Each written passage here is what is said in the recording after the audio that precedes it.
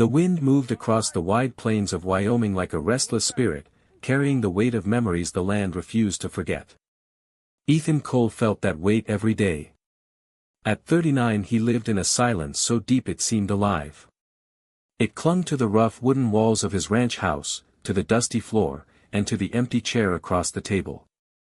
His days followed the same pattern.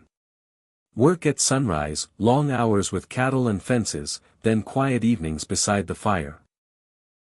Most people in the valley believed solitude suited him. They did not know the truth. They did not know about the 3 weathered crosses on the hill behind his ranch. One for his father, 2 smaller ones for the family he lost years ago during a terrible fever. Ethan rarely looked at them. Some memories were too painful to touch. So he buried himself in work and expected nothing from the world. Everything began to change the day the woman with the guarded eyes arrived.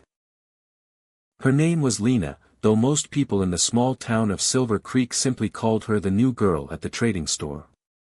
She stepped off the stagecoach with a worn leather bag and a quiet sadness around her. She looked to be in her late 20s, pretty in a gentle and simple way, but it was her eyes that people noticed first. They were tired and watchful, as if she had already seen too much of the world. The town did not trust strangers. Women whispered about her after church, and men studied her as if trouble might follow her. But Lena kept her head down and worked hard, mending clothes and sorting supplies at the store. Ethan first saw her on an ordinary afternoon when he came to buy flour and nails. She stood behind the counter measuring cloth. Their conversation was brief. She handed him his supplies and he paid. Their fingers brushed for a moment and Lena flinched slightly, as if even a gentle touch brought painful memories. Ethan did not understand why, but the image stayed in his mind long after he rode back to the ranch. A week later fate brought them together again. A sudden blizzard swept across the plains, turning the sky gray and the wind violent. Snow fell in thick blinding sheets. Ethan was checking a distant fence line when his horse suddenly stopped. Through the storm he saw a wagon overturned in the snow and a figure lying beside it. He rushed forward and brushed snow away from the face. It was Lena. Her skin was pale and her pulse weak. She had been delivering supplies from the store when the storm trapped her. Ethan hesitated only a moment. Bringing her home meant breaking the quiet life he had protected for years. But leaving her would mean death. He lifted her onto his horse and rode through the storm toward his ranch. Hours later he carried her into the cabin and placed her beside the fire. He warmed her frozen hands, fed her broth, and waited while the storm raged outside. For 2 days the blizzard trapped them together. Lena barely woke, whispering in her sleep as if chased by terrible memories.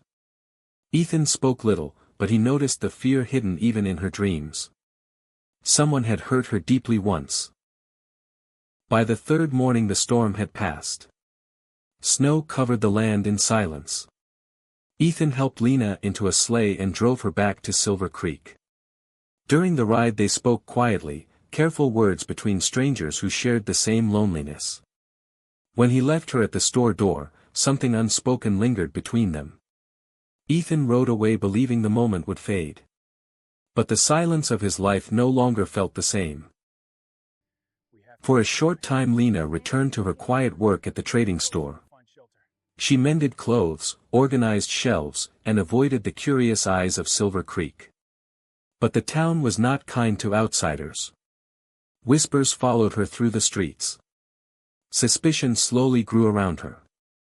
The trouble began when a silver necklace disappeared from the store display. The shop was searched from top to bottom.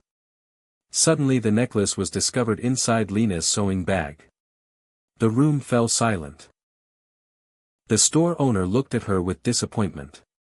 "Did you steal it?" he asked quietly. Lena shook her head in shock.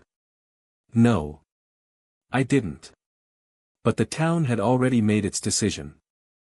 That same day she lost her job and her reputation. For 2 nights she stayed inside the tiny room she rented above the store, staring at the few coins she had left. She had nowhere else to go. On the third morning she rode out to Ethan Cole's ranch. Ethan was chopping wood when he saw her arriving on a tired horse. She stepped down slowly and forced herself to speak. "I lost my job," she said softly. "I have nowhere to stay. I can work for food or shelter. I can cook, clean, or keep records." Ethan watched her for a long moment, then nodded toward a small cabin near the cottonwood trees. "You can stay there," he said. "Help me with the ranch books." Relief filled her eyes. Life at the ranch slowly settled into a peaceful routine. Lena kept the ranch accounts and cooked simple meals. Ethan worked the land and brought firewood to her cabin each evening. They did not speak much, but a quiet understanding grew between them. One night the peace was broken by the howls of wolves. Sheep panicked near the creek. Ethan rushed outside with his rifle. Lena followed carrying a lantern. Together they chased the animals away while Ethan fired warning shots into the dark. Suddenly a frightened sheep crashed into Lena, throwing her against a broken fence. A sharp piece of wood cut her arm. Ethan hurried to help her and pushed aside the torn sleeve of her dress. The lantern light revealed something shocking beneath the fresh wound. Burned into her skin was an old brand. Ethan froze when he recognized the mark. It belonged to Victor Kane, a ruthless outlaw feared across the territory.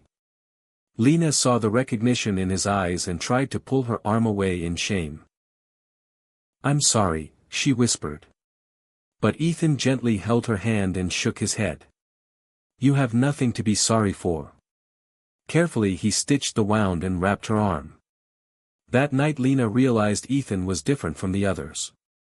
He did not judge her past. For the first time in years she felt truly safe. But the past was already coming for her. Weeks later 3 polished wagons rolled into Silver Creek.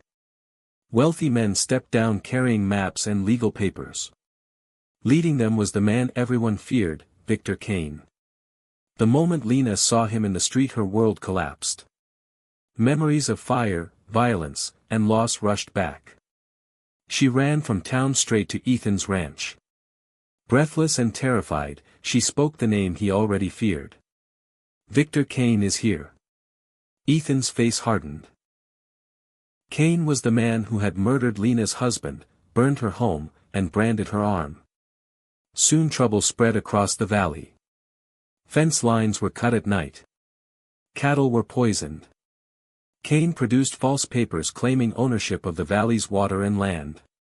Some townspeople believed his promises of wealth. But Ethan refused to sell his ranch, and Lena refused to run again. Then Kane crossed a final line. Ethan's old friend Tom Reed was found dead near the river, his murder disguised as an accident. That night Ethan and Lena sat beside the fire in silence. Finally Lena spoke. "No more running." Ethan nodded slowly. "Then we finish this." They prepared a dangerous trap. Ethan spread a rumor that he had discovered silver in a narrow canyon on his land. The story reached Kane quickly. Greed pulled him straight into the trap. Before dawn Kane rode into the canyon with 6 armed men. But Ethan knew the land better than anyone. As the outlaws entered deeper into the canyon, Ethan released a rockslide that sealed the exit behind them. Gunfire echoed through the narrow gorge. From the cliffs above, Lena watched carefully with a rifle Ethan had taught her to use. When one outlaw tried to sneak behind Ethan, Lena fired and dropped him instantly.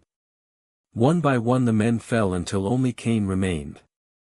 Wounded and furious, Kane raised his pistol at Ethan. Before he could fire another shot echoed across the canyon. Lena's bullet struck his shoulder and his weapon fell. Ethan tackled him to the ground. As Kane struggled backward beneath the cliff, the earth shifted above them. A massive boulder broke loose and crashed down. When the dust settled Victor Kane lay crushed beneath the rock. Ethan staggered toward Lena with blood on his shirt but relief in his eyes. She ran to him and touched his face gently. "It's over," he said quietly. Weeks later winter returned to the valley. Snow covered the distant mountains as Ethan and Lena stood together on the hill behind the ranch. The 3 graves nearby no longer felt like open wounds. For the first time in many years the silence between them felt peaceful. In the vast beauty of the frontier, 2 wounded souls had finally found a new beginning.